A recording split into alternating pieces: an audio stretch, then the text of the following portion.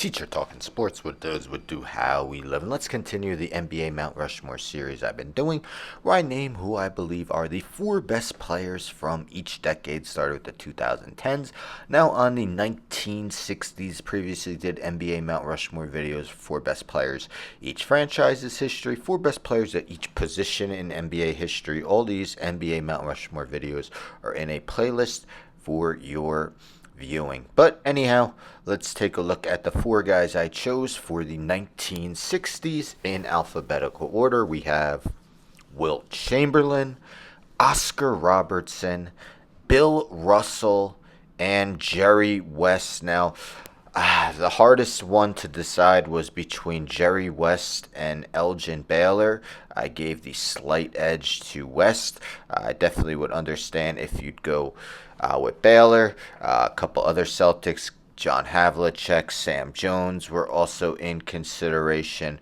But let's get into the four I chose. Again, alphabetical order by last name. Starting with Wilt Chamberlain. Now, Chamberlain played the first five. So, actually, let me say 60s I consider from the 1959-60 till the 68-69 season. So Chamberlain played the first five full seasons with the Warriors, was traded about halfway through the 6 to the 76ers, played the next three seasons with the Sixers, the final season in the decade with the Los Angeles Lakers. So in the decade, he was named four-time MVP. He became the first player, and since only followed by Wes Unseld, to be both Rookie of the Year and MVP in the 1959-60 season. Won three straight MVPs from 65-66 to 67-68. Also had MVP finishes of runner-up twice. Fourth, fifth, and seventh. As I mentioned, Rookie of the Year. He made 7 All-NBA first teams, 2 All-NBA second teams. Was an All-Star in all 10 of the seasons. If we take a look at his averages, I'm sure you're well aware that Wilt's averages were absolutely insane. And in the 60s, he played in 787 games. Posting averages, and remember, also, steals and blocks were not averaged out at this time. Those stats weren't compiled. But he averaged 34.4 points, 24.3 rebounds, 4.5 assists, shot 53% from the field. Yes, 51.4% from the free throw line. We knew that was his bugaboo, but nonetheless, he still put up incredible numbers. So, in each of the first 7 seasons of the decade, Chamberlain won the scoring title, 61-62, the highest scoring average in NBA history at 50.4 points. In 8 of the seasons, he led the league in rebounding, averaged at least 21.1 rebounds in every season in the decade.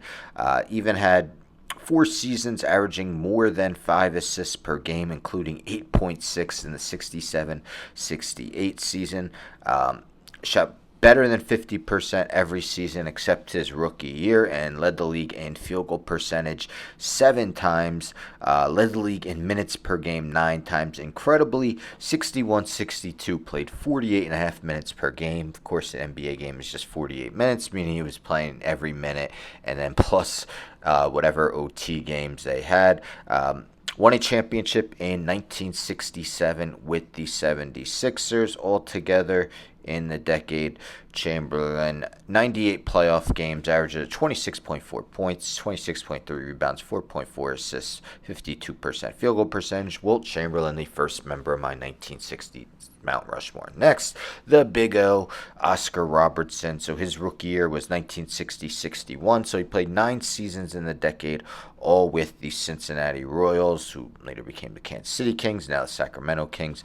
But anyhow, 1963-64, he was named the MVP. He also finished runner-up, third 3 times, fourth and fifth twice in the decade, was Rookie of the Year in 60-61, an All-Star all 10 seasons, All-NBA first team, all 9 seasons, All-NBA first team, all 9 seasons as well. Incredible. So if we take a look at his averages, Robertson played in 683 games for the decade, averages of 29.7 points, 8.7 rebounds, 10.5 assists, shot 48.7% from the field, 83.9% from the charity stripe. So, one of the game's great early passers in the league.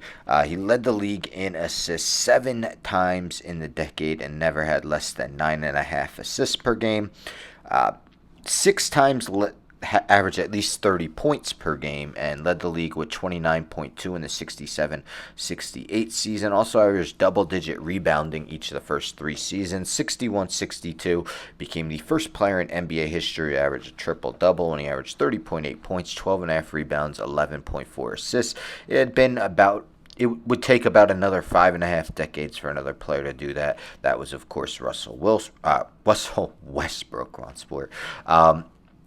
Robertson also led the league in free throw percentage twice and free throws made per game 4 times. Now, didn't win a championship in the decade. His championship came in 1971 with the Bucks, but still played excellent basketball in the postseason. 39 playoff games for the decade. 29.7 points, 9.3 rebounds, 9.4 assists. Oscar Robertson, the second member of my 1960s Mount Rushmore. Next, the man with the most championships in NBA history. I'm talking Bill Russell. So Russell's last season was actually 68-69. So played all 10 seasons with the Celtics. His whole career was with the Celtics. And in those 10 years, he was named MVP 4 times, 3 straight from 60-61 to 62-63, also 64-65, had MVP finishes of 2nd, 3rd twice, and 4th twice as well. All-Star all 10 seasons, made the All-NBA first team twice, and All-NBA second team 7 times. All-Defensive was not around until, I believe, the 68-69 season, was named the first team All-Defensive, and you would think maybe all 10 seasons he would have been on that all-defensive first team, or at least the second. But for the decade, Russell played in 776 games, averaged 14.8 points, 22.6 rebounds, 4.6 assists, and maybe you think the scoring average is low, but you'll always hear how Russell could have scored more, but was a team player first, and the rings definitely show that. But Russell led the league in rebounding twice, averaging over 24 rebounds per game both of those seasons. Averaged more than 20 rebounds per game each of the first 8 seasons of the decade. Averaged more than 5 assists in 2 seasons, more than 4 assists in 8 seasons. Again, wasn't a great scorer, but did have 2 seasons averaging more than 18 and averaged more than 15 each of the first 5 seasons in the decade. So, of course, as I mentioned, he won a lot of championships. He won 11 in total, and 9 of them came in the decade of the 60s. The only year they didn't win the championship was 1967. The other 9 years, he was a champion. Figure finals MVPs were around, he would have gotten some. But in 135 playoff games in the decade, Russell averaged 16.5 points, 24.7 rebounds, 5 assists. Bill Russell, a third member of the 1960s Mount Rushmore. And let's end with the logo, Mr. Clutch, Jerry West. His rookie season was 60-61, so he played 9 seasons, of course, all with the Lakers. And in that time, he had MVP finishes of 2nd, 3rd, 5th twice, and 12th. He was an all-star all 10 seasons in the decade. Made the All-NBA first team 6 times. And All-NBA second team twice. Again, All-Defensive team wasn't around till last season. The decade was named to the All-Defensive second team that year. But in the decade, he played in 612 games. West posted averages of 27.5 points, 6.5 rebounds, 5.7 assists, shot 46.9% from the field, 81% from the free throw line. So for 3 seasons, West averaged more than 30 points per game, and he averaged at least 25.9 each of the last 8 seasons in the decade. West averaged more than at least 4.9 assists per game each of the last 8 seasons of the decade. Had 4 seasons averaging more than 7 free throws per game, 7 7 rebounds per game. For the decade, averaged 10 free throw attempts per game.